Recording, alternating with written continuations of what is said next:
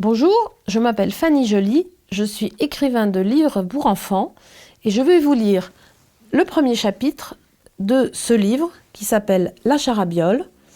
Les dessins sont de Denise et Claude Millet. Le livre est publié aux éditions Bayard. Chapitre 1. Le nouveau de la classe. Je m'appelle Rémi Blanc.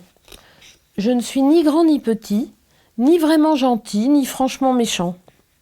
Je suis toujours au premier rang parce que je suis dernier de la classe.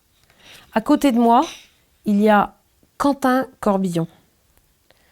À la rentrée, quand Corbillon est arrivé dans la cour, les copains et moi, on l'a tout de suite repéré. Il avait l'allure parfaite du premier de la classe. Pantalon à plis qui tient debout, petites lunettes, cartable ciré. Il attendait, l'air de tout savoir et de s'ennuyer déjà. Ses deux parents l'entouraient. Oh, les parents! Le père avait une fine moustache. La mère était comme une souris d'acier avec un chignon serré en forme de zéro sur la nuque. Ses parents ont insisté pour que mademoiselle Dumoult, la maîtresse, le mette au premier rang, sous prétexte qu'il ne voit pas bien. Du coup, la maîtresse l'a installé à côté de moi. Un voisin qui révise son imparfait à la récréation et qui se lave les dents après le goûter, j'étais furibard. J'avais tort en réalité, car la charabiole de Quentin Corbillon, je ne suis pas près de l'oublier. Une histoire pareille, c'est comme les chewing-gums gagnants, ça fait pétiller la vie. Chapitre 2. Une réponse incroyable. Bien sûr, notre maîtresse adorait Quentin Corbillon. Il était abonné au 10 sur 10 comme mon père est abonné à son journal. 10 en histoire, 10 en sciences, 10 en dessin. Ça tombait sur son bureau comme des œufs frais pondus du matin.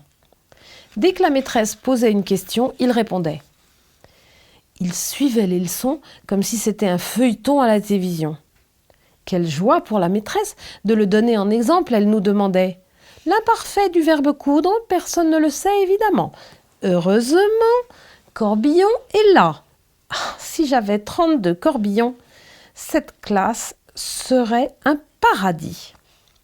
Ce genre de phrase nous rendait dingues. Un jour, Romuald a crié en cachant sa tête sous la table. 32 Corbillons égale 32 cornichons. Il a dû recopier 200 fois. Je ne dois pas me moquer de mes camarades. Il savait tout, Corbillon. C'est fou. La lune, les robinets, les accords du complément d'objet, les hommes préhistoriques un par un.